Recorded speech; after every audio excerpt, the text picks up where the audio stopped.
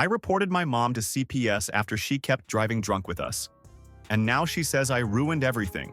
So, this whole situation started about 2 months ago. I'm Lena, I'm 15, and up until last week I lived full-time with both my parents and my siblings, my 12-year-old sister Chloe, and my 6-year-old brother Evan. But now my dad, Daniel, officially moved out. My mom, Marissa, told me privately in July that she was divorcing him. She said it was because he was verbally abusive, and that leaving him would somehow make her a better mom. She told me she had unhealthy coping mechanisms. But I knew exactly what she meant. Because my mom?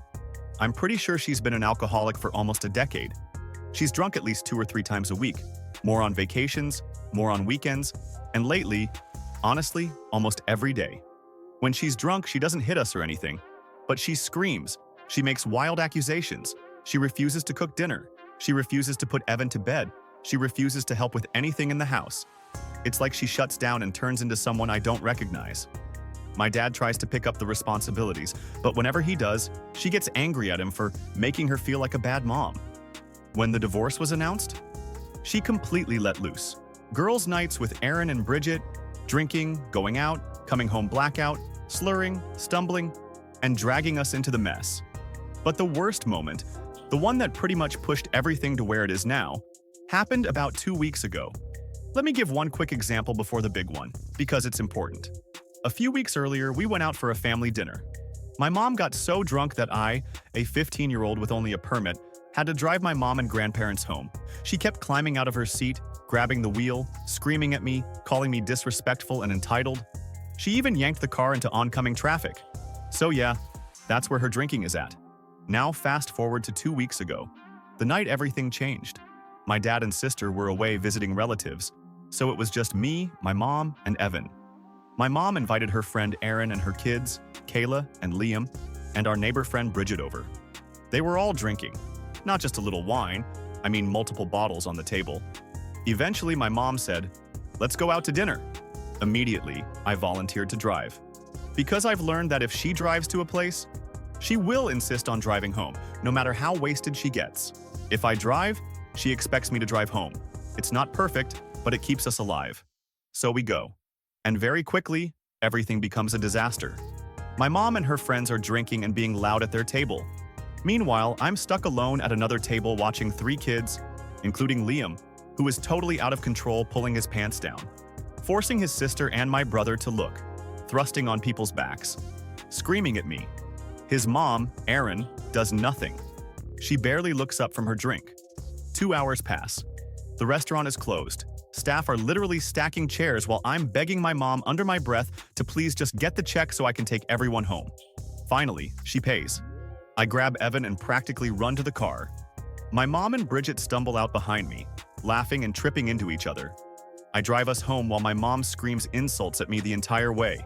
I'm bossy, ungrateful, embarrassing, trying to act like the parent, all the usual things she yells when she's drunk.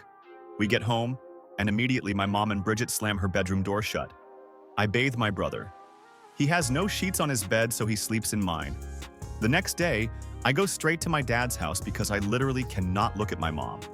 The day after that, I saw my therapist, Dr. Holloway. I told her everything. The driving, the drinking, the kids in the car, the constant risk, and her face changed. She told me that what happened was illegal. She told me a minor driving without a sober adult is reckless endangerment. And because she's a mandatory reporter, she needed to call someone. 2 days later, I get called out of class. It's Ms. Carter from CPS. She gently asked me to explain what happened. I told her. I told her everything. She asked about family therapy, and I said no, because we tried that already. My mom promised change 100 times. Nothing ever changed. I cried telling her that it feels like my mom isn't even the same person anymore. She said they might do weekly alcohol tests or send my mom to therapy or rehab. Later that day, my mom picked me up from school. She had already gotten the call. She was quiet. The quiet where you can tell someone is absolutely boiling inside. On the drive home, she said, "I never want you to be in that position, and I'm sorry, but I also don't want to lose my kids. Do you understand me?" She said a lot of things after that. Things that made me doubt myself, that made me feel guilty for telling the truth, that made me wonder if I should have lied. But the truth is, She put me in danger. She put my brother in danger. She put strangers on the road in danger. And I was the one protecting everyone, not her. So here I am now. CPS is involved. My parents' divorce is still not finalized. My dad's been accused of verbal abuse. My mom is spiraling. And I'm terrified something huge is going to happen next.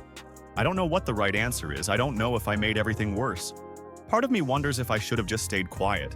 Another part of me knows that if I didn't say something, someone could have died. Thanks for watching till the end. If you liked this one, check out my other stories and subscribe for more crazy real-life moments.